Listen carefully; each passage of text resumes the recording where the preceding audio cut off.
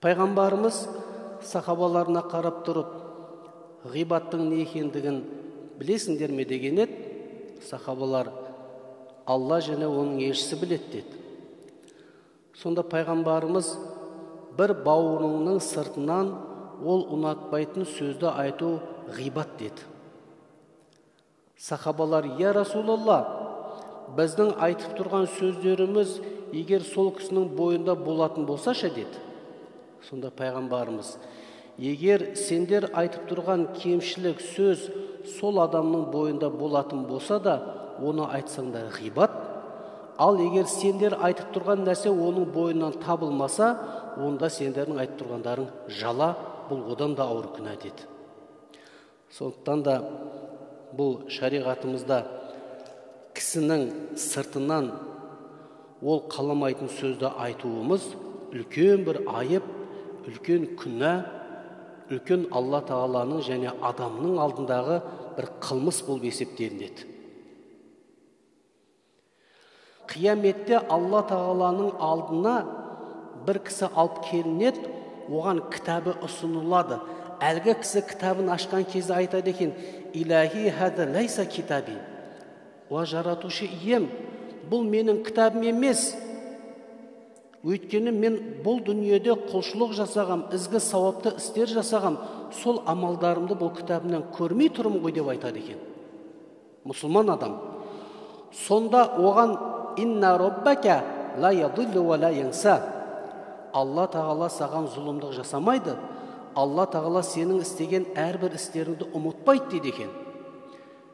Сенің жасаған құлшылығың, іздеген сауапты амалдарың, оқыған намаздарың, берген зекет, жасаған қажылықтарыңның барлығы ғибат жасау арқылы солардың барлығын сен жойып жібердің дейді екен.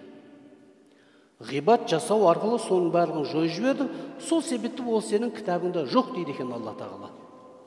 Біздің амалдарымызды жоқ қып, күл сияқты өртеп жоқ қып жіберетін амал бұл ғибат. Сумма яти ахир ва ядфау илайхи китабаху файра фиха таатун касиратун. Екінші бір адам алып келінеді дейді Алланың алдына. Оған кітабы ұсынылған кезде кітабын ашып қараса, өзі жасамаған құлшылықтар тұр дейді ана жерде. Ол да айтады екен: Я Алла, бұл жерде бір адасу болды, мынау менің кітабым емес, мына жерде мен жасамаған құлшылықтар, ізгі сауапты амалдар толып тұр ғой, мен бұл нәрселерді жасамаған едім деген кезде Алла Тағала айтады екен: Ли анна фуланан ихтабака, пәленше адам сені ғибаттады. Фатафаат хасанатуху илайхи, сені ғибаттау арқылы оның ізгі амалдары саған келді деп Алла Тағала себебін түсіндіреді. Сондықтан ғибаттаған адам түбі тесік шелекке су толтырған секілді. Машақат қой. Барып су алып келдер, 2 километр сайдан барып су алып келе жатсыз, түбі тесік анан келгенше ағып бітеді. Барып келе шаршағаныңыз қалады. Ешқандай нәтиже жоқ. Ғибат тура осы іспетті.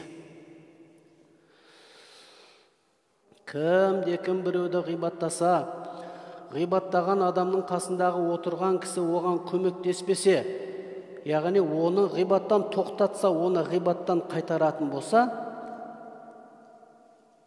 Насрахуллаху фид дуния вал ахира. Алла Тағала сол ғибаттан тоқтатқан адамды бұл дүние, о дүние істеріне жәрдемші болады деді. Кім бір мұсылман адамның ғибат жасап жатқан кезінде оны ғибаттан тоқтатпаса, ғибаттан қайтармаса, мынауын күнә болады деп оған қарсылық көрсетпесе, Алла Тағала оның сол ғибатта ортақ қылады, және бұл дүние, ол дүние оны адамды төмендетеді деді. Сондықтан иманды мұсылман тоқтат мына сөз дейді. Біздер осы нәрсені жақсы білуіміз керек. Біз Алла Тағала Имранның ұры Мұсаға былай деді: Иннал мухтаба иза таба фахуа ахиру май ядхулул джанната ва иллам яту фахуа аввалу ман ядхулун наро деді. Кім ғибат жасаса, ғибат жасағандығына өкініп, Алла Тағалаға тәубе етіп, ғибат жасалынған адамның ризалығын алатын болса, оның тәубесі қабыл болған күннің өзінде ол жәннатқа ең соңғы кірушілерден болады деді.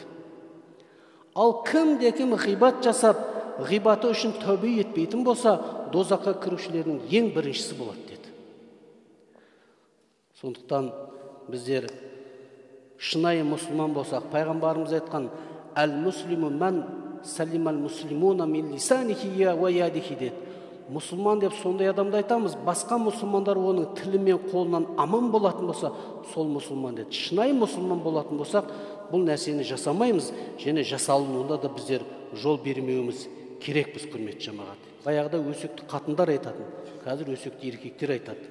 Өйткені ақыр заманның белгісінің бірі осы. Бұл ғибат адамдар мен адамдардың, ел мен елдің, қауым мен қауымның арасын ажырататын, адамдардың арасына ашу, ыза, кек деген нәрселерді алып келетін өте жаман сұрқия амал. Бір данышпан, уа адамдар, достық мен мейірімділікті ұрлайтын ұрдан сақ болыңдар деді. Сонда ол кімдер дегенде, бұндай ұрылар тобына ғибатшы өсекшілер жатады. Ұрылар мал дүние ұрлайтын болса, бұндай ұрылар адамдар арасындағы достық пен сыйластықты, мейір мен махаббатты ұрлап, бүлік пен дұшпандық тудырады. Сіздер содан сақ болыңыздар деді. Өзіңіз айтпаңыз, айтып жатқан адамды тоқтатыңыз.